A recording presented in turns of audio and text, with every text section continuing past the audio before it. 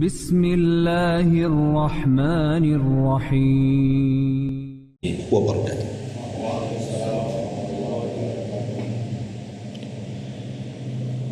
Bismillah wassalatu wassalamu ala Rasulillah wa ala alihi wa sahbihi wa mawalah wa la hawla wa la quwata illa billahi wa ba'du. Alhamdulillah, segala puja dan puji hanya milik Allah subhanahu wa ta'ala. Salawat dan juga salam kita hadiahkan kepada Rasul kita Nabi besar Muhammad sallallahu alaihi wa ala alihi wasallam. Terlanjutkan kajian tafsir daripada surah Al-Baqarah. Kita masuk ayat ke 40 dan seterusnya. A'udzubillahi minasyaitonirrajim. Bismillahirrahmanirrahim.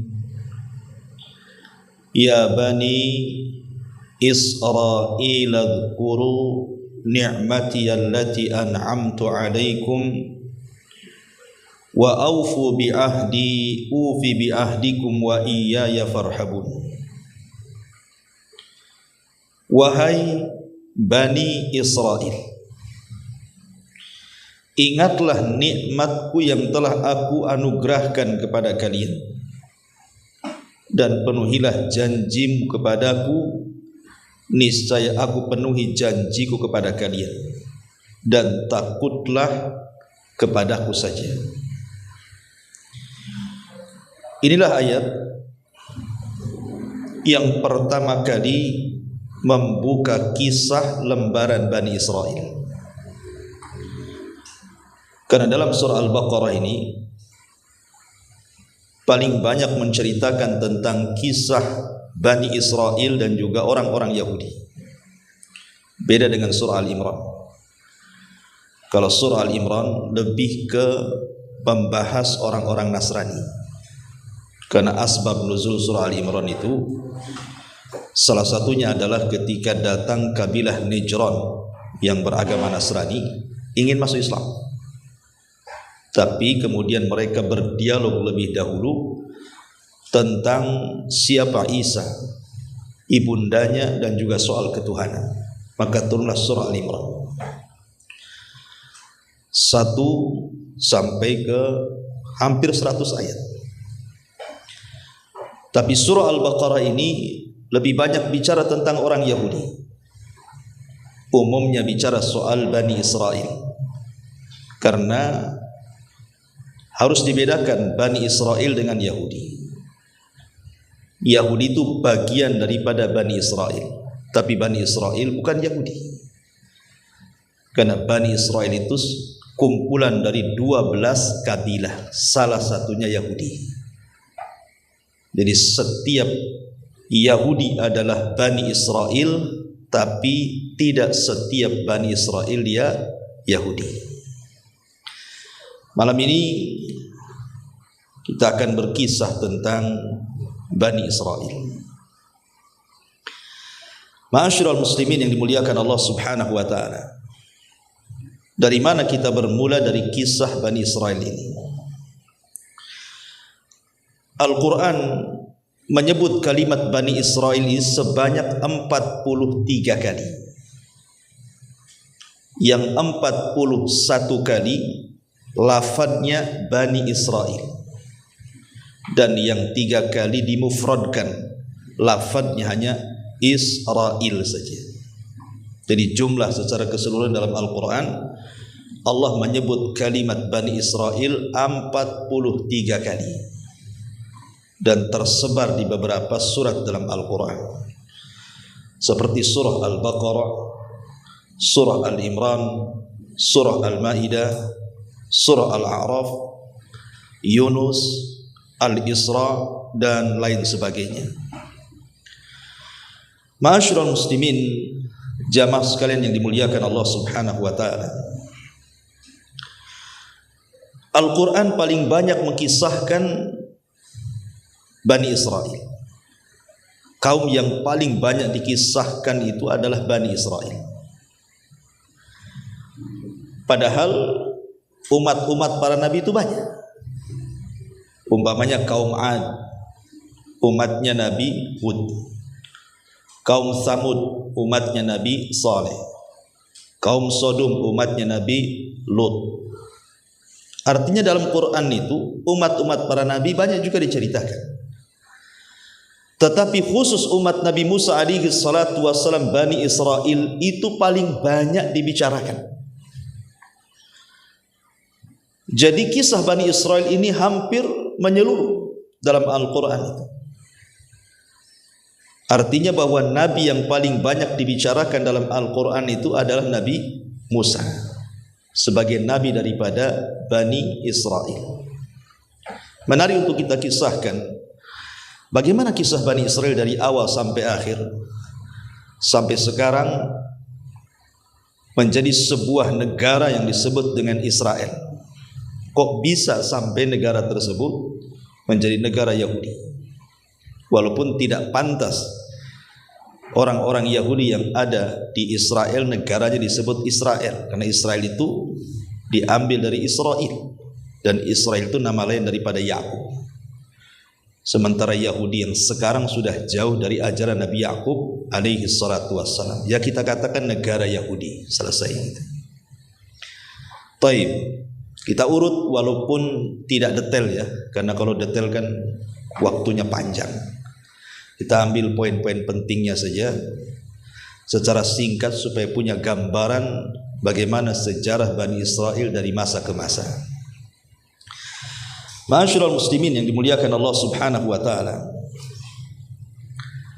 Berawal kisah Bani Israel adalah dari Nabiullah Ibrahim alaihi salatu wassalam.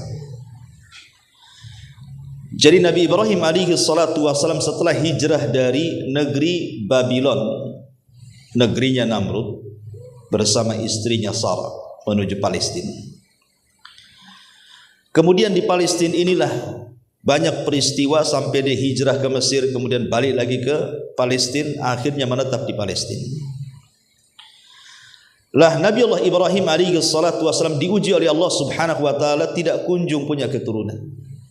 Sampai akhirnya kemudian dia menikahi budaknya Sarah yang bernama Hajar, baru dikaruniai seorang anak yang kemudian diberi nama Ismail. Singkat cerita, setelah punya anak Ismail, maka Allah Subhanahu wa taala anugerahkan kepada Sarah kabar gembira dengan kedatangan 3 malaikat yang menjelma seperti manusia yang tampan. Kemudian menghabar gembirakan kepada Ibrahim bahwa istrinya walaupun sudah tua dan dianggap mandul, telah dihabar gembirakan Allah akan memiliki keturunan. Sempat ketika itu istrinya Ibrahim, Sarah ini tertawa, fadhahikat, begitu dalam Quran, tertawa. Tetapi kuasa Allah Subhanahu wa taala, Allah Maha Kuasa, walaupun sudah tua dan mandul, kalau Allah berkehendak, idza arada syai'an an yaqula lahu kun fayakun. Maka lahirlah keturunan dari Sarah, seorang anak laki-laki namanya Ishak. Ma'asyiral muslimin yang dimuliakan Allah Azza wa Jalla, dari Ishak inilah Ishak kemudian menikah dengan seorang wanita namanya Rifqah. Tetapi selama 40 tahun Allah uji juga Ishak ini juga tidak punya keturunan. Lama dia menikah, sampai 40 tahun lebih tidak punya keturunan. Akhirnya Allah Subhanahu wa taala anugerahkan kepada Ishak punya keturunan, sekali punya anak kembar pula dia. Kemudian lahirlah anak pertama yang disebut dengan Al-Is. Al-Is ini yang kemudian disebut Abu Rum, bapaknya orang-orang Romawi. Salah satu nabi keturunan Al-Is adalah Nabi Ayub alaihi salatu wassalam. Kemudian setelah Al-Is pun akhirnya kemudian Nabi Allah Yakub, Nabi Allah Ishak alaihi salam kemudian dikarunia lagi anak keduanya. Jadi beruntun, namanya anak kembar satu perut. Pertama keluar Al-Is, rupanya ada lagi anaknya. dari Rifqah ini rupanya keluarlah Yakub. Disebut Yakub karena Yakubu dalam bahasa Arabnya karena dia menyusul abangnya, menyusul keluar, itu dalam bahasa Arab disebut Yakub namanya. Maka lahirlah Yakub. Yakub inilah yang kemudian bapaknya seluruh Bani Israel. Karena Yakub itu memiliki nama lain yang disebut dengan Israel. Dan itu disebutkan di dalam Al-Qur'anul Karim. Allah mengatakan dalam surah Ali Imran ayat 93, kullu ta'ami kana hillal li bani Israel illa ma harrama Israilu ala nafsi min qablu an tanzilat Taurah qul fa'tu bit Taurati fatluha in kuntum shadiqin. Semua makanan adalah halal bagi Bani Israel melainkan makanan yang diharamkan oleh Israel, maksudnya Yakub, untuk dirinya sendiri sebelum Taurat diturunkan. Katakanlah jika kamu mengatakan ada makanan yang diharamkan sebelum turun Taurat, maka bawalah Taurat itu lalu bacakan jika kalian memang orang-orang benar. Di sini Allah mengatakan semua makanan halal bagi Bani Israel kecuali yang diharamkan oleh Israel. Siapa Israel di sini? Nabi Yakub. Dari antara asbab nuzul ayat ini, Nabi Yakub itu terserang penyakit namanya irkun nisa. Irkun nisa itu arti penyakit saraf. Jadi capek-capek dari atas kepala sampai kaki itu. Pegal-pegal bahasa kita. Tidak bisa sembuh. Akhirnya datangkan tabib atau dokter. Kemudian kata dokter disarankan untuk tidak makan daging unta. Sejak itu Nabi Yakub mengharamkan memakan daging unta. Nabi Yakub mengharamkan bagi dirinya memakan daging unta karena faktor kesehatan.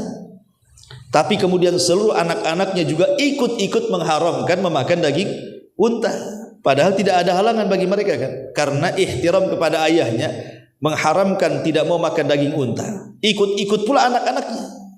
Sejak itu dari kebiasaan turunan daripada Yakub, mereka tidak mau makan daging unta dan mereka haramkan. Mereka tidak tahu bahwa Yakub tidak mau makan daging unta itu karena faktor kesehatan. Makanya di sini Allah mengatakan setiap makanan adalah halal bagi Bani Israel, baik unta atau yang lainnya, kecuali yang diharamkan oleh Israel, maksudnya Yakub.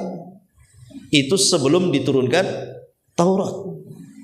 Tapi setelah diturunkan Taurat, Taurat tidak ada yang mengharamkan unta. Tapi Bani Israel menganggap bahwa daging unta itu haram bagi mereka. Kemudian mereka mereka-reka bahwa itu ada dalam Taurat. Makanya Allah mengatakan kalau memang ada dalam Taurat, datangkan Taurat itu. Bacakan di mana itu keharaman daging unta ini kalau kalian termasuk orang-orang yang benar.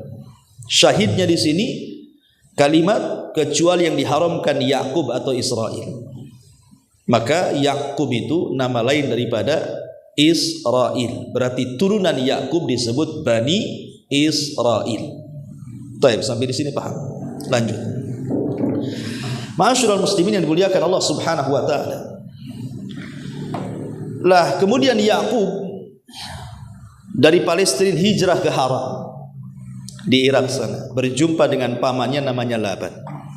Karena ada perselisihan antara dia dengan Al-Is abangnya, maka dia pun hijrah dari Palestina ke Haran, bekerja menjadi penggembala kambing kepada pamannya namanya Laban. Laban ini punya dua putri, satu namanya Rahil dan yang kedua namanya Lia. Rahil dan Lia. Rupanya Yakub ini jatuh cinta dengan Rahil.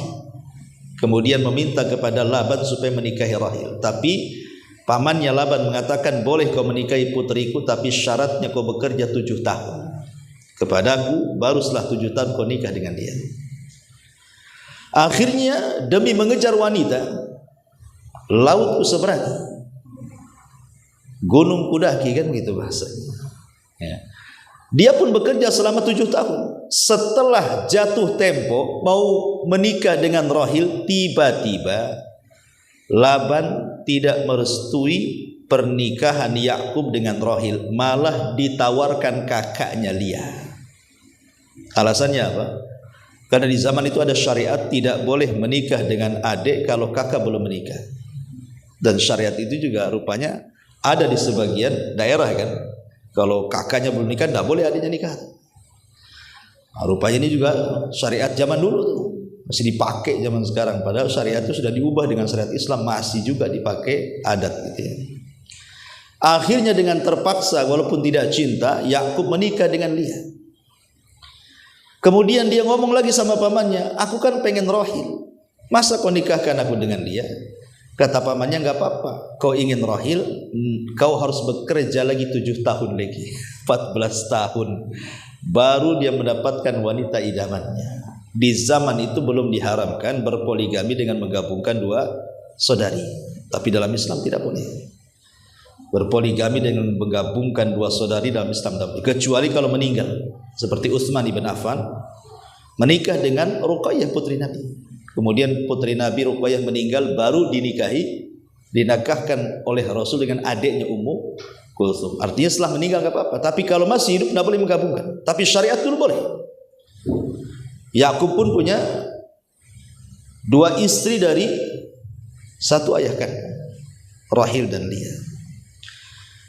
Akhirnya kemudian Allah Subhanahu wa taala takdirkan dari Lia inilah lahir beberapa putra. Pertama Ruben. Ingat ya, kisah Nabi, kisah Bani Israel itu kebanyakan diambil dari perjanjian lama dan perjanjian baru, dari Taurat dan Injil. Sebab setelah wafatnya Musa, Quran tidak pernah menjelaskan. Hadis-hadis juga tidak ada menjelaskan kisah bagaimana kelanjutan kisah Bani Israel. Sehingga referensi kita itu hanya bisa mengambil dari kisah-kisah Israiliyat. Yang bertentangan kita buang. Yang tidak bertentangan kita tidak benarkan secara mutlak, dan kita tidak mendustakan secara mutlak. Yang jelas Rasulullah SAW mengatakan hadithu am Bani Israel wala haraj. Tidak mengapa ceritakan tentang kisah Bani Israel selama tidak bertentangan ya. Jadi dari Lia ini lahirlah satu Ruben, yang kedua Syamun, yang ketiga Lawi, yang keempat Yahuda atau nanti turunnya disebut Yahudi, kemudian Yasakir, kemudian Zabulun. Zabulun ini 5 putra berarti ya, Ruben, Syamun, Lawi, Yahuda, Yasakir, Zabulun. 6 dari Lia. Allah takdirkan Rahil ini tidak kunjung punya anak. Akhirnya kemudian dia hadiahkan, dia punya budak si Rahil ini, namanya Bilha, dihadiahkan kepada suaminya, gauli budaknya. Rupanya dari budaknya ini punya anak pula, dan kemudian Naftali, dan Naftali. Melihat Rahil memberikan budak, cemburu juga nih si Lia ini, dia punya budak perempuan juga namanya Zilfa, dihadiahkan juga kepada suaminya. Dari Zilfa ini lahirlah Jad dan juga Al-Ashakir. Jadi dari 2 budaknya 4 orang, sama-sama punya 2 anak. Baru yang terakhir Rahil baru dikasih keturunan. Pertama Nabi Yusuf, yang kedua Binyamin.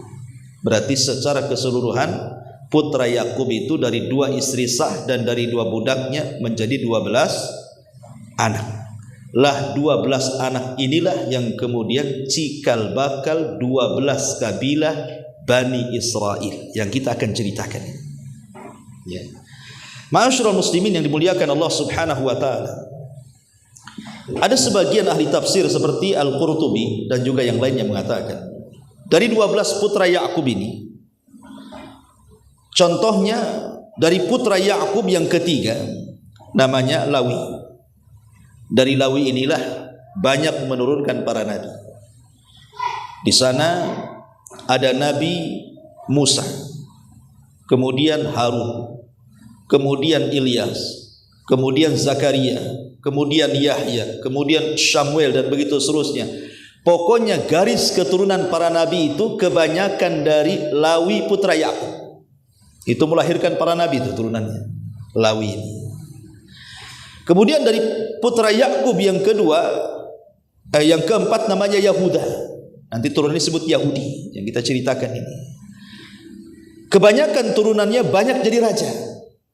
Tapi ada juga yang menggabungkan antara raja dan juga nabi, seperti Nabi Daud. Itu kan menggabungkan nabi dan raja. Kemudian Sulaiman, itu menggabungkan nabi dan raja. Itu turunan Yahuda. Kemudian dari putra Yakub yang ke-11 Nabi Yusuf. Nabi Yusuf, ada yang mengatakan bahwa dari Nabi Yusuf juga menurunkan nabi yang lainnya seperti Nabi Yusa ibn Nun dan juga Nabi Ilyasa. Itu turunan Yusuf tuh. Kemudian dari putra Yakub yang ke-12 Binyamin menurunkan Nabi Yunus alaihi salatu wassalam, nanti anak cucunya Nabi Yunus alaihi salatu wassalam. Artinya bahwa para nabi berasal dari 12 putra Yakub, tetapi umumnya para nabi itu berasal dari keturunan Lawi dan para raja keturunan Yahuda. Itu umumnya seperti itu. Adapun Nabi Isa alaihi salatu wassalam, ada yang mengatakan itu kan nabi terakhir Bani Israel. Jadi yang menutup kenabian Bani Israel itu ditutup dengan Nabi Isa alaihi salatu wassalam. Ada yang mengatakan Isa itu dia turunan Lawi. Tapi ada juga yang mengatakan turunan Yahuda. Tapi ada juga yang mengatakan tidak Lawi, tidak Yahuda. Dia dari orang lain. Alasan Al-Imam Al-Qurtubi rahimahullahu ta'ala, karena di dalam Al-Quran berbeda panggilan Nabi Musa dengan panggilan Nabi Isa. Kalau Nabi Musa memanggil kaumnya, tidak menyebutkan Bani Israel, ya kaum, wahai kaum, karena dia bagian daripada kaum Bani Israel. Tetapi Nabi Isa ini memanggil kaumnya dengan Bani Israel, seolah-olah bukan bagian daripada Bani Israel, dia hanya memanggil Bani Israel. Sehingga yang mengatakan Isa ini terpisah, bukan dari turunan putra-putra Yakub. Wallahu a'lam. Ya, tapi yang jelas bahwa dia adalah yang masyhur dalam sejarah itu, Nabi Isa itu adalah penutup nabi-nabi Bani Israel. Itu yang jelas seperti itu. Taib. Setelah kita tahu bahwa Nabi Yakub ini punya 12 anak yang sudah saya sebutkan namanya, maka dari keturunan 12 anak itulah yang kemudian Allah Subhanahu wa taala katakan wa qata'nahum 12 asbatan umama. Dalam surah Al-A'raf ayat 190 Allah katakan, dan kami bagi mereka ke dalam 12 suku yang masing-masing berjumlah besar. Jadi 12 suku ini semua nanti jadi kabilah besar-besar itu semuanya, yang disebut dengan Bani Israel. Ma'asyiral muslimin yang dimuliakan Allah Subhanahu wa taala. Kemudian juga saya ingin terangkan, istilah Quran itu biasanya menyebut 3 kata. Pertama ahli kitab. Seperti Allah mengatakan kul ya ahlal kitab. Katakan wahai ahli kitab. Kemudian yang kedua bahasa kalimat Bani Israel, seperti yang ayat kita bahas ini, ya Bani Israel. Kemudian juga terkadang disebutkan kalimat Yahudi. Ya, Allah Subhanahu wa taala memanggil mereka dengan sebutan Yahudi. Apa bedanya nih 3 kata ini? Ahli kitab, Bani Israel, Yahudi. Kalau disebut ahli kitab, berarti hendak menjelaskan 2 agama. Pertama Yahudi dan yang kedua Nasrani. Kalau disebut ahli kitab berarti tertuju kepada 2 agama, Yahudi dan Nasrani. Tapi kalau disebut Bani Israel, konteks Al-Quran itu Allah hendak mengingatkan akan nikmat yang Allah sudah anugerahkan kepada Bani Israel. Selalunya kalau Allah panggil dengan sebutan Bani Israel, Allah ingin mengingatkan nikmat-nikmat Allah bagi mereka.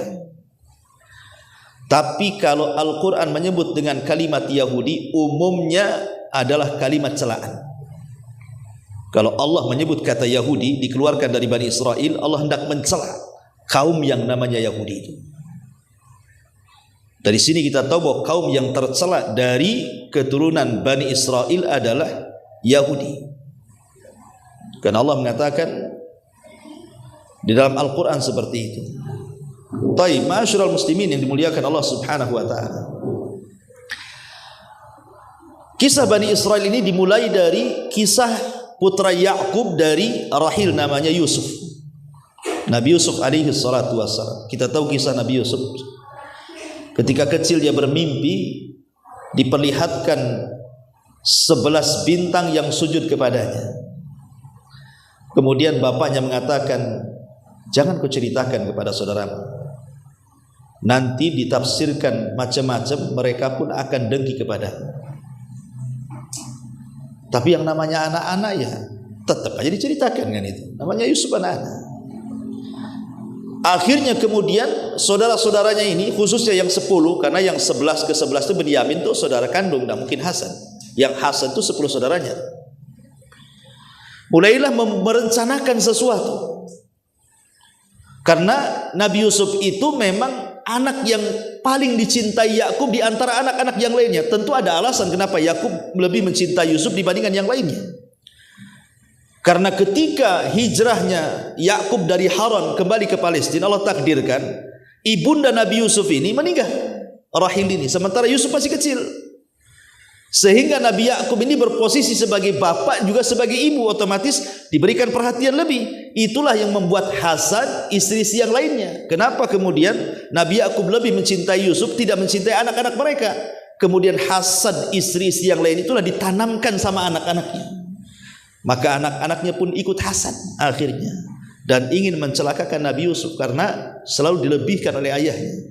Sebenarnya itu masalah fitrah kan, masalah kecintaan ini tidak bisa adil ya Pak. Antum punya anak 5, tidak semuanya antum bisa mencintai mereka sama rata 100% kan. Mesti salah satunya antum suka dan yang lainnya antum tidak suka. Mungkin yang satu ini karena cerdas, soleh, lebih senang kita sama dia dibandingkan yang lainnya kan. Mungkin yang satunya nakal luar biasa, akhirnya malas kita kan. Itu fitrah, tidak bisa. Sebagaimana orang berpoligami juga, membagi kecintaan itu boleh tidak adil. Karena Nabi juga tidak adil dalam memberikan kecintaan. Dia lebih mencintai Aisyah dibandingkan istri yang lainnya kan. Itu masalah hati. Tapi itu pula yang kemudian menjadi Hasan 10 saudaranya yang berakhir dengan mencemplungkan Yusuf ke dalam sumur, kemudian diambil para pedagang, dijual pula ke Mesir. Kemudian yang membeli Allah sudah takdirkan Lauhil Mahfud, seorang pejabat Mesir yang sangat besar, Al-Aziz. Kemudian diramut dan menjadi anak angkatnya. Singkat cerita, banyaklah peristiwa-peristiwa kalau kita cerita Nabi Yusuf kepanjangan. Singkat cerita, akhirnya Nabi Yusuf pun setelah banyak masa dilalui sampai di penjara karena kasus dia tidak mau melayani Zulaiha, tapi kemudian Allah berikan kecerdasan takwil mimpi. Kemudian dia pun menakwilkan mimpi sampai satu hari raja bermimpi aneh, ditakwilkan Nabi Yusuf. Disitulah kemudian Nabi Yusuf menawarkan diri untuk mengikuti alur mimpinya. Jadilah dia bendaharawan Mesir ketika itu, ekonom ya, yang akan membangkitkan ekonomi Mesir. Intinya Yusuf jadi orang nomor 2 di Mesir setelah Fir'aun Mesir. Tapi Fir'aun Mesir bagus di zaman Nabi Yusuf. Fir'aun yang jahat itu di zaman Nabi Musa ya. Jadi kaum Hekos itu, kaumnya Fir'aun di zaman Nabi Yusuf itu baik. Yang tidak baik itu adalah kaumnya siapa? Fir'aun di zaman Nabi Musa alaihi salatu wassalam ya, kaum Kipti namanya. Dan kaum Kipti ini juga yang kemudian mengalahkan kaum Hekos Fir'aunnya di zaman Nabi Yusuf, akhirnya berkuasa ya. Dengan sebab itulah mereka memperbudak Bani Israel. Singkat cerita, akhirnya kemudian setelah kemudian Yusuf pun memboyong semua keluarganya dari Palestina ke Mesir, maka keluarga Nabi Yusuf tinggal di Mesir. Akhirnya berkembang biak turunan-turunannya itu anak-anak Yakub. Disitulah kemudian terkenal menjadi perkampungan pertama Bani Israel di zaman Nabi Yusuf. Dan itu sampai bertahun-tahun, sampai Nabi Yusuf meninggal dunia. Mereka berada di atas agama tauhid, tetapi terus-menerus sampai akhirnya kabilah Hekos ataupun kerajaan Hekos yang dipimpin oleh Fir'aunnya di zaman Nabi Yusuf kemudian ditumbangkan oleh kaum Kipti, Fir'aunnya Nabi Musa. Kalah gitu ya. Yang tadinya Bani Israel dihormati oleh kerajaan Mesir, sekarang justru dihinakan. Disitulah permulaan kehinaan Bani Israel, diperbudak oleh Fir'aun di zaman Nabi Musa. Apa alasannya? Ada yang mengatakan karena Fir'aunnya di zaman Nabi Musa itu, ada yang mengatakan Ramses yang kedua, ada yang mengatakan namanya Mus'ab, Khalid ibn Mus'ab atau terbalik atau Mus'ab ibn Khalid. Yang jelas bahwa dikenal dengan Ramses yang kedua. Adapun yang ditemui jasadnya yang sekarang dimumikan oleh kerajaan Mesir ini, wallahu alam Fir'aun yang mana gitu ya. Walaupun ada yang memprediksi ahli sejarah bahwa itulah Fir'aun di zaman Nabi Musa, namanya Ramses yang kedua. Yang sekarang kalau kita ke Mesir pengen lihat muminya Fir'aun, ya datanglah ke piramid sana ya. Intinya bahwa lah ketika kemudian dikuasai oleh Fir'aun ini bermimpi. Dalam mimpinya dia melihat ada api dari Palestina, kemudian datang ke Mesir membakar satu negara Mesir, kecuali perkampungan Bani Israel tidak terbakar. Setelah kemudian dia mimpi berkali-kali dengan mimpi yang sama, Fir'aun pun khawatir. Akhirnya dia kumpulkan penasihat spiritualnya dari kalangan paranormal, dukun-dukun dan yang semacamnya. Kemudian ditakwilkan bahwa ada bayi yang akan lahir dari tengah Bani Israel yang akan meruntuhkan kekuasaannya. Sejak itulah Fir'aun membuat undang-undang membunuh anak laki-laki Bani Israel. Maka dibantai semuanya anak laki-laki Bani Israel karena ketakutan takut hadir orang yang akan menggulingkan kekuasaannya. Lah ketika kemudian terjadi pembunuhan anak laki-laki sementara Bani Israel posisi di Mesir itu, bagaimanapun orang-orang Fir'aun ini berhajat kepada Bani Israel karena mereka diberikan kecerdasan. Siapa yang bisa membangun jalan, membangun jembatan, membangun istana kecuali budak-budak Bani Israel. Kalau dibantai anak laki-lakinya kemudian yang tuanya mati, siapa yang akan menjadi pembantu mereka, melayani mereka? Akhirnya kemudian keputusan pun diganti, yang tadinya membantai seterusnya setiap hari dirubah undang-undangnya, 1 tahun pembantaian, 1 tahun pembiaran. Lah di tahun pembiaran itu lahirlah Nabi Harun. Selamat dia, tidak dibunuh. Selang setahun setelahnya ibunya hamil lagi. Ya. Lahirlah Nabi Musa di tahun pembunuhan. Makanya kemudian Allah Subhanahu wa taala sudah membuat siasat gitu ya. Karena semua atas takdir Allah Subhanahu wa taala, ketika lahir Nabi Musa oleh ibunya disembunyikan. Tapi karena takut, akhirnya dia pun diletakkan di sebuah tabut kotak. Kemudian kotak itu ditali dan dihanyutkan. Setiap mau makan atau menyusui ditariklah kotak itu. Kemudian Musanya diletakkan di situ. Sampai pada suatu hari karena ketakutan dia mendengar ada prajurit, dia lupa ngikat talinya. Lepas pula itu kotak itu. Akhirnya kotak itu hanyut di sungai Nil, rupanya terdampar di dekat istana Fir'aun. Kemudian ketahuan oleh para penjaga, dilaporkan kepada istrinya Fir'aun namanya Asya bintu Muzahim. Kemudian diambil kotak itu. Enggak ada yang berani buka kotak itu karena khawatir emas, khawatir perhiasan. Nanti kalau perhiasan disangka perhiasan istana, disangka dia maling kan gitu.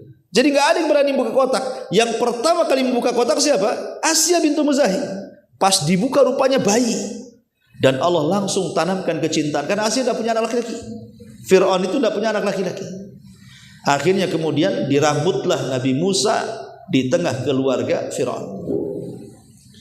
Ma'asyiral muslimin yang dimuliakan Allah Azza wa Jalla. Singkat cerita, setelah Musa kemudian dewasa, kemudian Nabi Musa pun jalan-jalan di ganggang kota Madinah. Ada pula anak muda turunan Bani Israel sedang bermasalah dengan anak muda turunan kaum Kipti, kaum Fir'aun.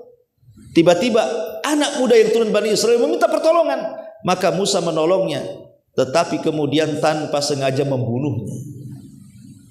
Orang yang bermasalah dari kaum Kipti, kaum Fir'aun ini bukan orang biasa rupanya. Dia anak muda dari seorang anak pejabat.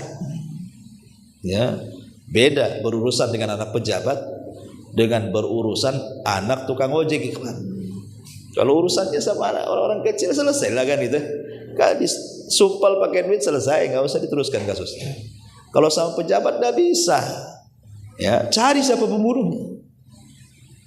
Maka ketika itu belum ada yang ketahuan siapa pembunuhnya. Masalahnya Musa lewat lagi di satu hari, rupanya anak muda yang ditolong itu bermasalah lagi. Memang tukang masalah nih anak muda ini, yang Bani Israel. Lewat Musa minta tolong lagi. Musa malah mendekati menasihat, disangka mau membunuhnya. Teriaklah kemudian Bani Israel, "Hei Musa, apa kau akan membunuhku seperti kau membunuh orang itu kemarin?" katanya. Orang-orang tahu siapa pembunuhnya sekarang. Maka sampailah di telinga Fir'aun, pasukan pun dikerahkan untuk menangkap Musa. Tapi Musa diberikan nasihat oleh orang yang bijak supaya cepat pergi. Maka berangkatlah Musa ke Madian. Kemudian 20 tahun di Madian sampai dia menikah dan punya anak. Kemudian setelah 20 tahun balik lagi ke Mesir. Rupanya di tengah jalan dia mendapatkan pohon zaitun penuh dengan api. Kemudian dia mendekati pohon itu, rupanya ada panggilan dari Allah Subhanahu wa taala, Musa diangkat menjadi nabi dan rasul dan disuruh berdakwah kepada Firaun. Maka pulanglah dia ke Mesir, betul-betul dia berdakwah kepada Firaun. Banyak persoalan di situ. Ya, dan banyak mukjizat yang Allah anugerahkan kepada Musa. Tapi Firaun pun tak kunjung kemudian mau menerima dakwah Nabi Musa, justru yang ada tagha, malah melampaui batas sampai menantang duel dengan tukang sihir. Lah ketika Nabi Musa kemudian berduel dengan tukang sihir Fir'aun, diakhiri dengan kemenangan duel Nabi Musa, sehingga seluruh tukang sihir Fir'aun bertobat kemudian sujud kepada Allah. Ketika itu Fir'aun sudah enggak berani mengganggu Nabi Musa. Maka Musa pun kemudian bertahun-tahun tinggal di tengah Bani Israel, mendakwahkan dakwah Islam kepada mereka. Tapi sampai satu hari akhirnya Allah Subhanahu wa taala merintahkan Musa untuk membawa Bani Israel ke mana? Ke Palestina. Mendengar bahwa Bani Israel akan pergi, maka Fir'aun tidak terima. Dia siapkan pasukan besar untuk membantai Bani Israel. Maka kejar-kejaranlah kemudian Bani Israel yang dipimpin Nabi Musa dan para tentara yang dipimpin Fir'aun. Sampailah kemudian menyeberangi lautan. Akhirnya Fir'aun pun ditenggelamkan dan Musa serta Bani Israel melihat dengan kedua mata mereka Fir'aun dan pasukannya ditenggelamkan di Laut Merah. Allah katakan fa'aghraqna, kami tenggelamkan mereka semuanya. Dari sini Bani Israel sudah diseberangkan jauh dari Mesir. Lah ketika ma'asyiral muslimin yang dimuliakan Allah Subhanahu wa taala, Bani Israel ini melanjutkan perjalanan dari Palestina menuju tanah perjanjian Baitul Maqdis. Sepanjang perjalanan ini banyak peristiwa yang menunjukkan buruknya akhlak mereka. Ya, buruknya akhlak sebagian Bani Israel, tidak semua. Sebagian besar Bani Israel, termasuk kabilah Yahudi dalamnya. Seperti mereka ketika Allah taklukkan Baitul Maqdis disuruh membungkuk, malah kemudian tidak mau membungkuk. Disuruh berdoa kepada Allah, hittah, ya Allah ampuni dosaku, malah hintah, minta makanan. Belum lagi kemudian Bani Israel ini mereka membangkang kepada Nabi Musa alaihi salatu wasallam di banyak hal, mengeluh, menuntut, sampai banyak mukjizat Allah tampakkan kepada mereka, tidak sadar-sadar juga Bani Israel ini. Sehingga macam-macam peristiwa seperti ketika terjadi pembunuhan, kemudian Musa mengatakan sembelih sapi, malah mereka banyak tanya. Akhirnya susah pula nyari sapinya. Kalaulah kemudian bukan karena mereka mengucapkan insya Allah, tentu mereka tidak akan mendapatkan sapinya. Itu pun dengan harga yang sangat mahal. Bentuk bagaimana mereka mempersulit diri, Allah mudahkan, mereka minta untuk mempersulit diri. Kemudian ketika mereka diberikan makanan lezat manna dan salwa, malah minta pula yang enggak enak. Manna dan salwa ini kan makanan dari langit, tinggal makan saja. Ini enggak, maunya bawang, sayuran, lalapan bahasa kitanya kan. Gimana dikasih makanan enak mau lalapan pula kan itu. Kemudian ketika mereka ingin mendengar, orang-orang pilihan itu mendengar suara Allah ketika berfirman kepada Musa, mereka tidak mau mendengar, mereka mau melihat katanya. Allah seperti apa? Datang halilintar, membunuh mereka semua, tapi kemudian dihidupkan kembali. Macam-macam ceritalah kalau kita mau sedikit perjalanannya, terlalu lama. Intinya bahwa sampai kemudian di tanah perjanjian, Musa ini tinggal masuk saja dan Bani Israel ke Baitul Maqdis. Masalahnya harus melewati satu kota namanya Ariha. Ariha ini dipenuhi dengan kaum Kan'aniyun, turunan kaum Ad, orangnya besar-besar. Bani Israel tidak berani jihad. Akhirnya mereka mengatakan kepada Musa, ya Musa, kalau kami harus berperang untuk masuk ke Baitul Maqdis, kami tidak bisa. Kemudian mereka mengatakan, idhab anta wa rabbuka faqatila innaha huna qa'idun. Kalau kau mau jihad sana berdua dengan Tuhanmu, kami duduk-duduk memperhatikan di sini, katanya. Akhirnya mereka pun oleh Allah diazab, tidak bisa keluar dari negeri itu. Disebut Arduti. Selama 40 tahun disitulah Harun meninggal, kemudian Nabi Musa pun meninggal. Belum masuk ke Baitul Maqdis karena tidak mau jihad. Lah setelah Nabi Musa meninggal dan juga Harun sebelumnya meninggal, akhirnya kemudian estafet kepemimpinan di bawah naungan Yusha ibn Nun, anak muda yang kemana-mana di bawah Nabi Musa, sampai ketika berjumpa dengan Khidir pun dibawa tuh Yusha ibn Nun. Rupanya dia pula yang meneruskan perjuangan. Ketika para pengecut di zaman Nabi Musa sudah mati, kemudian datang generasi kedua para pemberani, maka Yusha ibn Nun inilah yang berhasil memasukkan Bani Israel kemana? Ke Baitul Maqdis. Yang Nabi Musa tidak bisa, Yusha ibn Nun bisa. Itulah Nabi yang Allah berikan mukjizat mampu menghentikan matahari saat perang. Jadi ketika mereka masuk di waktu asar, terjadi perang. Kemudian hampir menang, matahari mau tenggelam, sementara besoknya hari Sabtu.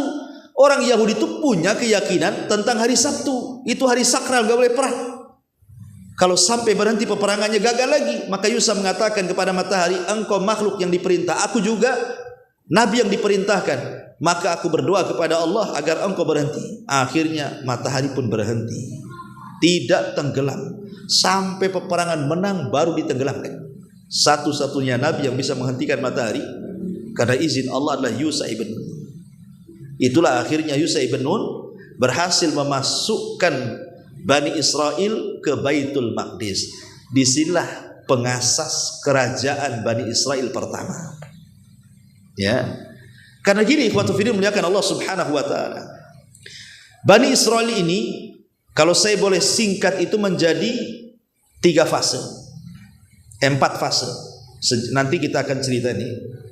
Bani Israel ini sepanjang perjalanan dari kisah Yusha ibn Nun memasukkan Bani Israel ke Palestina ini, nanti akan melewati 4 fase. Apa saja itu? Pertama, Ahdul Qudah, era kehakiman. Yang kedua, Ahdul Mulukul Awal, era kerajaan yang pertama. Kemudian yang ketiga, Ahdul Muluki Tsani, era kerajaan yang kedua. Baru yang terakhir, fatratu ma ba'da tadmiril Quds, ada era setelah penghancuran Baitul Maqdis, era penjajahan. Nanti Bani Israel akan dijajah oleh banyak umat. Ya, inilah 4 poin tentang kisah Bani Israel dari masuknya Bani Israel ke Palestina oleh Yusha ibn Nun. Maka berlakulah 4 fase ini. Ma'asyiral muslimin yang dimuliakan Allah Azza wa Jalla. Pertama, era kehakiman. Era kehakiman ini di mana Bani Israel dipimpin para nabi. Jadi yang memimpin Bani Israel itu para nabi. Dan yang pertama adalah Yusha ibn Nun yang memimpin mereka. Makanya di dalam Injil, dalam perjanjian lama itu, di situ ditulis tentang kitab hakim-hakim namanya. Di mana hakim-hakim ini maksudnya para nabi, itulah yang memerintahkan 12 kabilah dari turunan Yakub yang disebut Bani Israel tadi. Jadi dipimpin para hakim, dipimpin para nabi. Ada yang mengatakan sekitar 350 tahun, ada yang mengatakan sekitar 1000 tahun dipimpin para nabi. Ya. Ma'asyiral muslimin yang dimuliakan Allah Subhanahu wa taala, sampai pada waktunya, karena banyaknya penyimpangan, banyaknya pertikaian, banyaknya kekufuran, banyaknya permusuhan antar kabilah dari 12 kabilah itu. Jadi susah untuk disatukan. Ya. Belum lagi kemudian mereka berani kepada para nabi. Makanya Bani Israel itu dikenal sebagai pembunuh para nabi. Pokoknya datang nabi saja tidak cocok dengan hawa nafsunya, dibunuh tuh. Itu diantara perangainya orang-orang Yahudi Bani Israel itu. Pokoknya tidak cocok saja nabi, bunuh. Sampai satu hari itu ada 70 nabi dibantai mereka. Sehingga sulit untuk disatukan. Sangat sulit untuk disatukan. Dari situlah kemudian mereka pun meminta supaya nabi yang terakhir yang memimpin mereka namanya Samuel, meminta kepada mereka, kami tidak mau dipimpin para nabi, tapi kami mau dipimpin seorang raja. Karena ketika itu banyak pertikaian, permusuhan sehingga melemahkan Bani Israel dan mereka diserang oleh kaum dari luar, oleh tentara Jalut.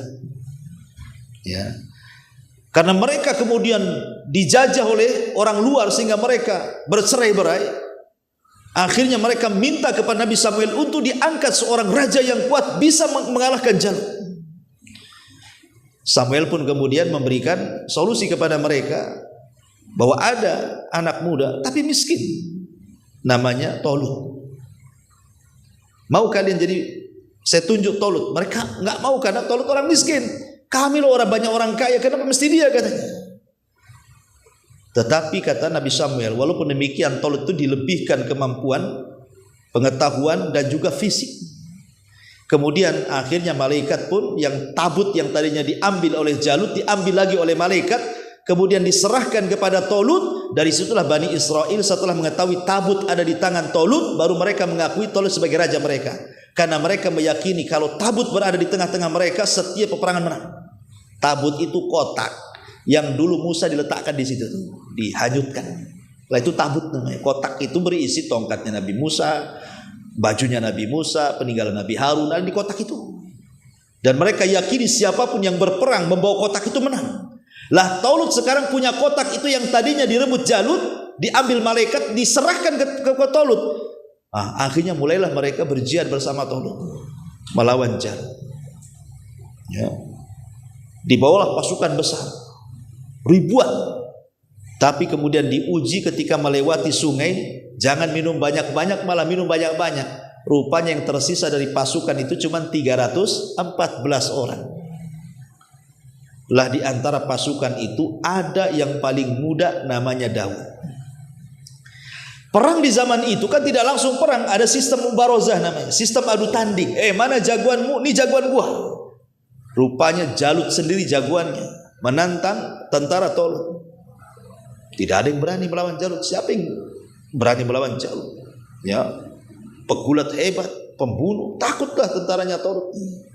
Akhirnya Tolut mengiming-imingi siapa yang bisa mengalahkan Jalut, dia akan menikah dengan putriku dan akan mewarisi tahtaku. Tidak ada juga yang mau. Ya, buat apa menikahi putrinya?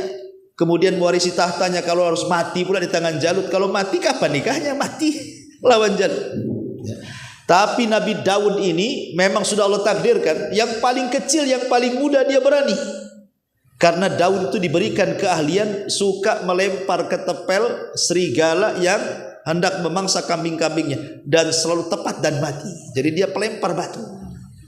Sekali dilempar batu saja kena kepalanya, matilah si Jalut itu. Akhirnya bertakbir tentara Tolut dan bisa mengalahkan tentara Jalut. Ya. Sejak itulah kemudian Tolut, Nabi Daud menikah dengan salah satu putri Tolut. Lah karena Daud semakin dikenal oleh masyarakat, Tolut ini hasad, berusaha ingin membunuh Nabi Daud gitu ya. Jangan sampai kemudian diserobot kekuasaannya kan itu. Karena kalau orang berkuasa untuk jatuh itu sulit ikhwan. Sangat sulit. Orang kalau sudah berkuasa kemudian diberhentikan kekuasaannya udah bisa. Harus ada 7 periode, 8 periode lagi ke depannya kan itu.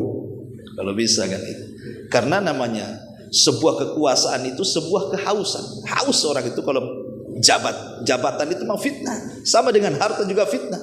Sudah dapat yang diinginkan pengen lagi hartanya. Sudah dapat dengan pengen lagi terus seperti itu. Jabatan juga sebegitu. Kalau bisa jangan dihentikan sampai mati. Lah Tolut itu seperti itu. Hasad kepada Daud, padahal itu menantunya kan begitu ya. Tapi di ujung hayat Tolut pun kemudian tobat, mengakui kesalahannya.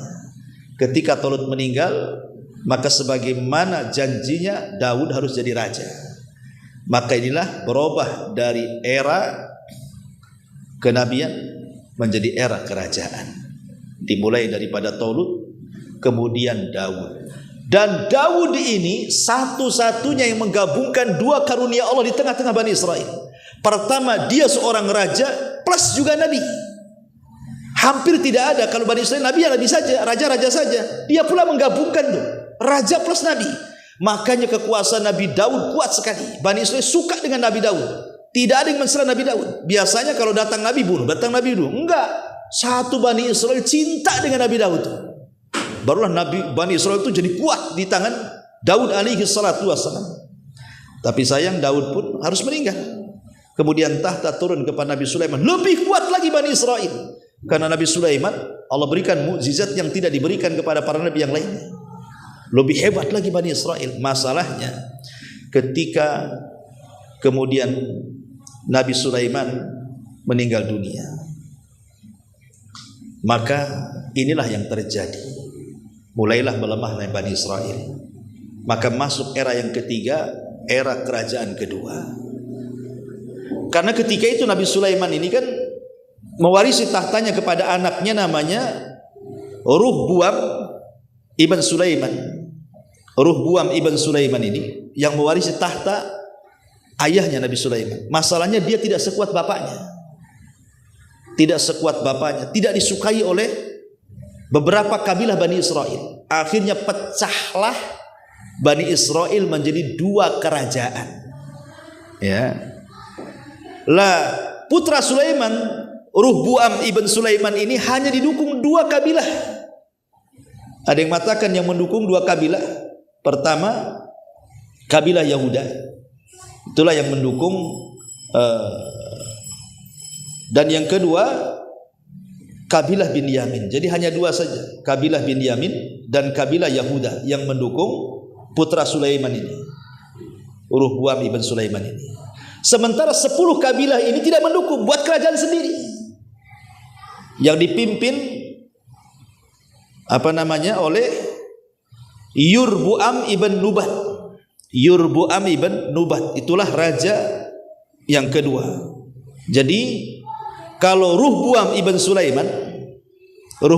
Sulaiman ini dia mendirikan kerajaan yang disebut dengan kerajaan Yahudi. Kerajaan Yahudi yang ibu kotanya Yerusalem. Ya. Ada yang mengatakan begitu. Jadi kerajaan Israel atau kerajaan utara itu dipimpin oleh Yurbuam bintu Nubat dari 10 suku atau 10 kabilah dengan Samaria sebagai ibu kotanya. Tetapi kerajaan Yahuda atau kerajaan selatan, ibu kotanya Yerusalem, itulah yang dipimpin oleh putra Sulaiman, Ruhbuam ibn Sulaiman. Berarti di sini ada utara, ada selatan. Ada kerajaan utara, ada kerajaan selatan. Lah, yang kerajaan selatan inilah yang dipimpin oleh putranya Sulaiman. Cuman 2 kabilah Yahuda dan Binyamin itu. Yang 10 kabilah itu dari utara tuh. Lah karena sudah pecah Bani Israel menjadi 2 kerajaan, masuklah pada era penjajahan. Karena melemah masalahnya, mereka sangat lemah sekali. Ya, saya simpulkan nih, baru kita jelaskan. Ya. Jadi era penjajahan ini pertama masuk orang-orang Asyuriyin. Asyuriyin ini orang-orang Babylon. Itulah yang pertama kali menjajah Bani Israel. Setelah Asyuriyin kemudian datang orang-orang dari Mesir. Orang-orang dari Mesir menjajah lagi Bani Israel. Kemudian setelah hengkang orang-orang Mesir, datang lagi orang-orang Babylon Irak, juga menjajah Bani Israel. Kemudian setelah Babylon berakhir, datang lagi orang-orang Yunani, juga menjajah Bani Israel. Kemudian setelah Yunani, datang lagi dari Mesir lagi, menjajah Bani Israel. Kemudian berakhir dengan dijajah oleh orang-orang Romawi yang mengganti Haikal Sulaiman menjadi dewa-dewa yang ma'ruflah disembah oleh orang-orang Romawi. Bagaimana kisahnya dari penjajahan-penjajahan ini? Ma'asyiral muslimin yang dimuliakan Allah Subhanahu wa taala, era penjajahan ini kenapa? Karena ketika Bani Israel semakin jauh dari ajarannya, mereka makin kufur, murtad, syirik, sebagiannya membangkang perintah para nabi sebelumnya, Itulah yang menjadi kelemahan Bani Israel. Belum lagi cerai-berai berpecah menjadi dua negara. Itu yang menjadikan kemudian mereka makin lemah. Ma'asyiral muslimin yang dimuliakan Allah Subhanahu wa taala. Pertama, era penjajahan ini datang orang-orang Asyur. Orang-orang Asyur dari Irak menguasai kerajaan Israel yang di utara. Yang 10 kabilah yang berkumpul dijajah oleh orang-orang Asyur ini. Ada yang mengatakan datang Raja Sarjun yang kedua pada tahun 722 Masehi, sebelum Masehi, dari Irak, kemudian menyerang Palestina dan akhirnya mampu menguasai kerajaan utara Palestina. Lah kerajaan utara Palestina ini atau yang ibu kotanya Samaria ini hancur, lebur, betul-betul hancur. Bahkan yang 10 kabilah ini hilang begitu saja. Memang betul-betul dimusnahkan rasnya. Sehingga yang tersisa dari keturunan kabilah ini bergabung dengan yang di selatan. Makanya kenapa sekarang tidak ada istilah Bani Israel, yang ada istilah Yahudi. Ya kan? Kenapa? Karena sebagian ras Bani Israel itu mereka dimusnahkan. Yang 10 kabilah itu dimusnahkan. Tinggal sedikit, yang sedikit inilah gabung dengan kerajaan Yahudi. Makanya sampai hari ini mereka disebut Yahudi, karena suku-sukunya sudah hilang, musnah masalahnya ya. Nah, padahal kita tahu bahwa Bani Israel itu kan dari 12 kabilah, tapi sekarang yang disebut Yahudi. Kita katakan Yahudi kan gitu, nggak ada lagi Lawi atau apa, Yahudi. Jadi seolah-olah karena itulah yang mayoritas, yang lain minoritas, bergabung dengan Yahudi, sehingga yang minoritas itu tergabung kepada yang mayoritas. Senangnya ucapan Yahudi semuanya, dianggap Yahudi semuanya, walaupun ada yang bukan keturunan Yahuda kan gitu. Ma'asyiral muslimin yang dimuliakan Allah Azza wa Jalla. Sampai kemudian akhirnya datang era Bukhtun Nasr. Ini yang paling serem, karena Bukhtun Nasr ini satu di antara raja penguasa dunia. Kata Imam Qatadah, seorang ahli tafsir, mengatakan dunia ini pernah dikuasai oleh 4 raja. Yang maksudnya menguasai dunia ya, bukan menguasai Mesir. Kalau Mesir kan Fir'aun, itu Mesir aja. Tapi ini menguasai dunia, bukan hanya Mesir, tapi dunia dikuasai. Dan itu hanya ada 4 raja. Pertama Nabi Sulaiman, yang kedua Dzulqarnain, dua-duanya muslim. Kemudian yang kedua Namrud, dan yang keduanya adalah Bukhtun Nasr. Inilah Bukhtun Nasr, inilah Raja Babil yang datang kedua kalinya menghabisi orang-orang Yahudi di Palestina, menghancurkan Palestina sehancur-hancurnya, dan memperbudak Bani Israel sampai dibawa ke mana-mana ya, sampai akhirnya mereka pun berpencar. Ma'asyiral muslimin yang dimuliakan Allah Azza wa Jalla, ketika Babylon ini dikuasai oleh mereka, tapi Allah takdirkan kemudian orang-orang Bukhtun Nasr dikalahkan oleh Persia. Ya, jadi Persia nyerang Babylon, kalah Babylon, kemudian dikuasai oleh orang-orang Persia. Lah orang-orang Persia ini, ikhwatu fillah muliakan Allah Azza wa Jalla, berbuat baik kepada Bani Israel.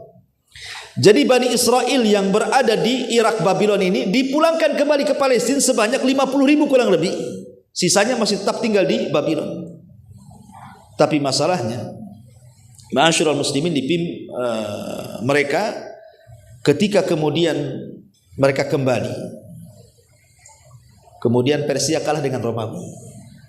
Akhirnya gantian sekarang Romawi yang menjajah Palestina. Jadi hukum disitulah banyak yang kemudian pergeseran keagamaan, karena banyak situs-situs sejarah seperti Haikal Sulaiman yang dibangun oleh Nabi Daud kemudian diteruskan oleh Sulaiman. Haikal Sulaiman itu maksudnya pondasi Masjidil Aqsa yang sekarang menjadi dongeng orang-orang Yahudi Palestina. Mereka sengaja mengorek di bawah Masjidil Aqsa untuk mencari Haikal Sulaiman itu. Nanti kalau mau ketemu Haikal itu, maka masjid akan dirobohkan, kemudian mereka akan membangun Haikal itu, dan itulah puncak kejayaan Yahudi yang akan menguasai dunia. Ini dongeng mereka saja. Mereka hendak menguasai Aqsa sebenarnya, membuat cerita di situ ada Haikal Sulaiman, itu saja. Lah di zaman kerajaan Romawi, Haikal itu dihancurkan, kemudian diganti oleh patung Buddha, patung dewa-dewa orang-orang Romawi itu. Habis situs-situsnya tuh. Memang betul-betul Romawi merubah semua yang ada di situ. Tapi kemudian Di zaman inilah lahir Isa bin Maryam. Ketika Romawi berkuasa kala itu, maka lahirlah Isa ibnu Maryam.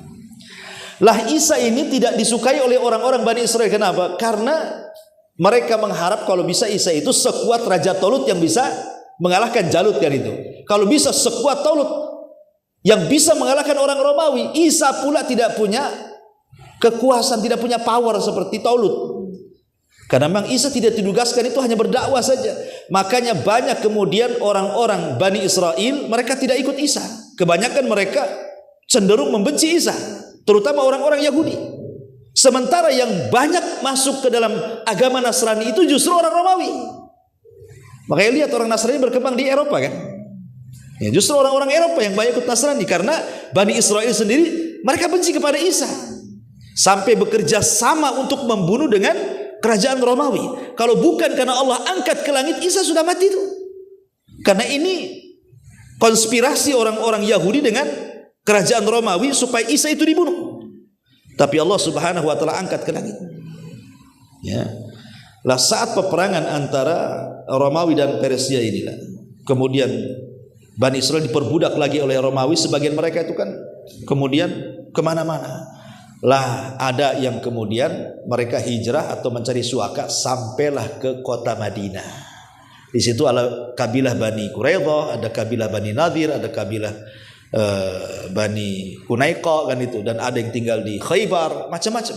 Nah, itulah sejarahnya kenapa Yahudi bisa ada di Madinah di zaman Nabi. Karena ketika kalahnya Persia oleh Romawi, kemudian Romawi menguasai Bani Israel lagi, maka akhirnya mereka kemana-mana. Yahudi ini pencar ke sana kemari, sampailah ke kota Madinah dan Khaybar. Singkat cerita, ma'asyiral muslimin yang dimuliakan Allah Subhanahu wa taala, ketika era Isa sudah enggak ada lagi, ya, maka di tahun 135 Masehi setelah lahirnya Isa bin Maryam, orang-orang Yahudi melakukan pergolakan lain di zaman pemerintah Romawi pada masa Raja Romawi kala itu. Jadi mereka berusaha untuk, ya bahasa kita yang menggulingkan, tapi gagal. Berkali-kali mereka hendak memberontak kepada kerajaan Romawi, gagal terus. Sampai akhirnya mereka pun diusir dari Yerusalem. Sejak itulah akhirnya berakhirlah kerajaan Bani Israel. Setelah Isa diangkatnya, sudah tidak ada lagi kerajaan Bani Israel. Karena akhirnya di masa Nabi kan berpencar di mana-mana Yahudi, satu dunia. Ada yang di Madinah, ada yang di mana-mana kan, cuman kebanyakan lari ke kota Madinah. Kenapa? Karena ada kabar dari padri-padri pendeta mereka bahwa di situ akan lahir nabi akhir zaman yang akan mengembalikan kejayaan mereka. Masalahnya ketika nabi itu sudah muncul, nggak mau beriman. Kok nabinya orang Arab katanya? Yang kami inginkan itu nabi turunan Bani Israel. Dari situlah mereka membenci kepada Rasul, memusuhi Rasul, sehingga tidak ada yang masuk Islam di zaman itu. Orang Yahudi kecuali bisa dihitung dengan jari. Beda dengan orang Nasrani, ribuan masuk Islam, tapi Yahudi tidak ada yang masuk Islam. Sampai akhirnya ma'asyiral muslimin yang dimuliakan Allah Azza wa Jalla, kehinaan demi kehinaan di zaman Nabi, sampai terusir mereka dari kota Madinah karena pengkhianatan orang-orang Yahudi kepada Nabi SAW. Apakah kemudian kehinaan yang Allah timpakan kepada orang-orang Yahudi di masa sampai masa Nabi SAW diusir saja? Tidak. Bahkan setelah Nabi SAW meninggal, dan Yahudi juga di mana-mana, ikhwatu fillah muliakan Allah Subhanahu wa taala. Kita tahu bahwa di zaman modern Yahudi juga tidak luput dari siksaan negara-negara. Contoh umpamanya di Eropa. Di Eropa yang ketika itu Eropa di bawah kekuasaan Nasrani Inggris, ya. Jadi pada tahun 1298 Masehi, Raja Edward yang pertama, Raja Inggris itu yang beragama Nasrani, itu mengusir seluruh orang-orang Yahudi dari Inggris. Kalau tidak dibantai, akhirnya mereka pergi, ya. Kemudian di Perancis, ya, pada tahun 1582 Masehi, Raja Louis yang ke-9 juga sama menyiksa dan mengusir mereka semuanya dari Perancis. Tidak boleh ada orang Yahudi di Perancis. Kemudian juga dijelaskan, bukan hanya itu saja, para pendeta Katolik pada tahun 1540 Masehi, di mana di Italia membunuh orang-orang Yahudi dan mengusir mereka jangan sampai tinggal di Italia. Kemudian juga pada tahun 1842 Masehi dan juga 1902 Masehi, ini terjadi di Rusia, ya, ketika hakim kekaisaran Nasrani itu juga ribuan Yahudi dibunuh di Rusia.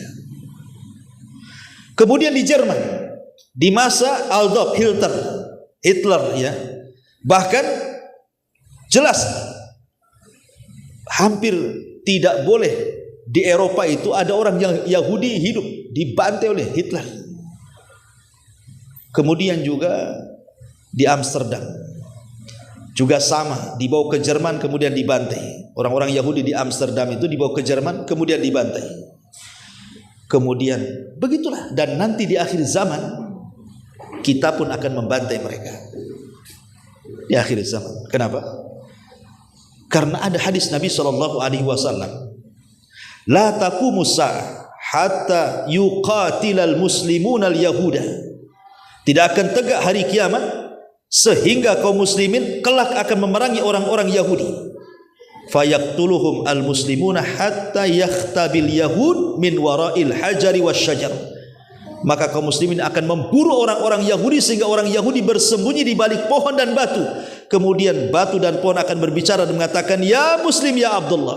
Nih orang Yahudi di balik batu, di balik pohon, bunuh dia. Sehingga akan jadi bulan-bulanan kaum muslimin kelak di akhir zaman ketika terbunuhnya Dajjal di tangan Isa bin Maryam. Begitulah Allah hinakan orang-orang Yahudi karena kesombongan mereka kepada Allah, kesyirikan mereka, kekufuran mereka, pembangkangan mereka, pembunuhan kepada para nabi dan begitu seterusnya. Makanya Allah hinakan sepanjang zaman orang-orang Yahudi itu. Ya, ma'asyiral muslimin yang dimuliakan Allah Subhanahu wa taala, masalahnya bagaimana mereka bisa berkumpul kembali di Palestina di zaman sekarang? Kok bisa punya negara? Kan itu. Gimana ceritanya? Ma'asyiral muslimin yang dimuliakan Allah Azza wa Jalla, ada yang mengatakan pada tahun 1616 Masehi ada seorang yang bernama Sir Henry Fish dari Inggris, itu menulis buku namanya Nidaul Yahud, panggilan bagi orang-orang Yahudi. Itu berawal dari buku itu. Buku itu dicetak, disebar kemana-mana. Jadi seruan kepada orang-orang Yahudi untuk berkumpul kembali. Ini awalnya, gara-gara buku yang dicetak banyak-banyak. Kemudian muncul seorang jenderal ma'ruf namanya, ya, namanya Napoleon Bonaparte. Itu kan ma'ruf kisahnya, ya, Napoleon Bonaparte itu. Juga sama juga mereka menegakkan negara, meminta supaya orang-orang Yahudi itu punya negara dan mengarahkan ke Palestina. Jadi Napoleon inilah yang mengarahkan orang-orang Yahudi supaya punya negara di Palestina. Mengingat sejarah, seolah-olah Palestina itu milik mereka begitu. Kemudian muncul propaganda berikutnya, ada seorang pemikir Yahudi dan seorang Zionisme, dia juga sama membuat gerakan-gerakan bahwa Palestina itu tanah mereka, mulai pengklaiman begitu. Ya. Maka tahun 1882 Masehi, ketika itu kan yang berkuasa ya di Palestina sampai ke Mesir itu kan masih di bawah kekuasaan Turki Utsmani.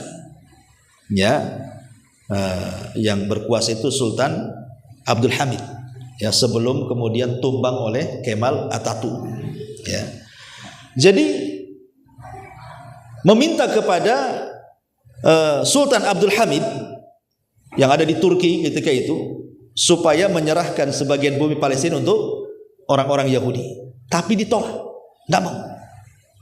Padahal mau dibayar besar tuh, tapi dia nggak mau nih Sultan Abdul Hamid ini. Sampai akhirnya, kemudian mereka pun orang-orangnya dulu licik. Mereka mulai mengkader orang-orangnya, sampai kemudian dimasukkan ke dalam tubuh Nasrani. Jadi orang cerdas dimasukkan ke dalam tubuh Nasrani sampai Allah takdirkan orang pintar mereka jadi seorang pendeta besar di Vatikan. Jadi orang Yahudi menyusupkan orang supaya jadi Nasrani. Saking cerdasnya, subhanallah, akhirnya dia pun berhasil menjadi paus di Vatikan. Orang Yahudi menyamar jadi paus di Vatikan. Ya orang Israel tidak tahu. Lah paus di Vatikan inilah kemudian mengadakan kongres kedua pada tahun 1963 Masehi, meminta keputusan bahwa orang-orang Yahudi tidak bersalah, seolah-olah dia menghapuskan soal pembunuhan kepada Isa, karena kan orang Yahudi menganggap mereka sudah membunuh Isa. Maka Paus mengatakan bahwa Isa itu orang Yahudi dimaafkan, itu maksudnya, supaya tidak ada permusuhan antara Yahudi dan Nasrani. Didekatkan dulu dengan Nasrani. Tapi ingat Allah mengatakan tahsabuhum jami'an wa qulubuhum syatta. Kau lihat Yahudi Nasrani itu berkumpul jadi satu, tapi hati mereka itu bercerai-berai sebenarnya. Nampak saja orang kafir itu bersatu, hati mereka itu berpecah sebenarnya. Tapi itulah kelicikan orang-orang Yahudi. Sampai puncaknya ketika ada salah seorang di antara mereka menjadi paus di Vatikan itu, kemudian mereka pun menggalang dana besar-besaran, kemudian hendak meminta kepada Raja Turki Utsmani ini Abdul Hamid untuk membeli. Kalau tidak mau ngasih dibeli, tapi tetap tidak mau. Makanya kemudian membuatlah kerusuhan di Turki. Sampai pada akhirnya Sultan Abdul Hamid dilengserkan, kemudian berakhirlah kerajaan Turki Utsmani, dan ketika itu dikuasai oleh Mustafa Kemal Atatürk. Inilah yang kemudian mengasas Turki yang tadinya negara Islam, ya, berubah menjadi sekuler. Jilbab tidak wajib, tidak boleh. Bahasa Arab ditiadakan. Nama waktu-waktu sholat diganti dengan bahasa Turki. Makanya orang Turki nggak kenal sholat. Nah, kemudian banyak simbol-simbol Islam itu dihancurkan. Pelajaran-pelajaran agama itu disekulerkan di sekolah-sekolah. Dan berhasil Kemal Atatürk ini, ya, menghilangkan peninggalan Turki Utsmani, betul-betul disekulerkan karena hanya ingin supaya disamakan dengan negara Eropa. Jadi undang-undang Eropa diadopsi, dimasukkan ke Turki, akhirnya rusak Turki. Ya belakangan lah setelah 2014 kan ada pemilihan presiden, baru kemudian terpilihlah sekarang ya siapa, Erdogan kan itu ya. Ya mulailah agak bagus, ya mudah-mudahan bagus terus kan itu. Ya. Masyarul muslimin yang dimuliakan Allah Azza wa Jalla, maka pada tahun 1917 Masehi, Menteri Luar Negeri Inggris yang bernama siapa lupa namanya, mengizinkan orang-orang Yahudi ini tinggal di Palestina. Lah kaum muslimin yang tinggal di Palestina yang mungkin imannya kurang, akhirnya mereka mulai menjual lahan mereka dengan harga mahal. Mereka tidak tahu bahwa tanah itu tanah mulia, tapi karena harganya mahal kan, akhirnya dijual sikit. Akhirnya meluaslah kerajaan Israel ini, makin luas sampai akhirnya mengklaim bahwa Palestina tanah mereka. Sampai hari ini justru Palestina yang berusaha minta kemerdekaan sampai hari ini ditekan oleh dunia. Bayangkan, padahal Palestina dijajah, tapi Yahudi menganggap Palestina yang menjajah. Ya, Ma'asyiral muslimin yang dimuliakan Allah Azza wa Jalla, intinya pada tahun ke 1947 Masehi, resmi Amerika mengeluarkan keputusan bahwa Palestina dibagi menjadi dua bagian, sebagian diberikan kepada kaum muslimin dan sebagian diberikan kepada Yahudi Israel. Sampai hari ini terjadi perang, ya, dan setiap hari kaum muslimin dibantai oleh orang-orang Yahudi. Itulah kejahatan orang-orang Yahudi yang kisah singkat dari perjalanan Bani Israel. Saya tidak bertangan terlalu panjang karena juga waktu, saya katakan kan, kalau mau dirinci ya sampai subuh cerita Bani Israel ini ya. Wallahu a'lam, mudah-mudahan ada manfaatnya. Ya, subhanaka bihamdika asyhadu an la ilaha illa anta astaghfiruka wa atubu ilaik. Allahu ta'ala alam. Assalamualaikum warahmatullahi wabarakatuh.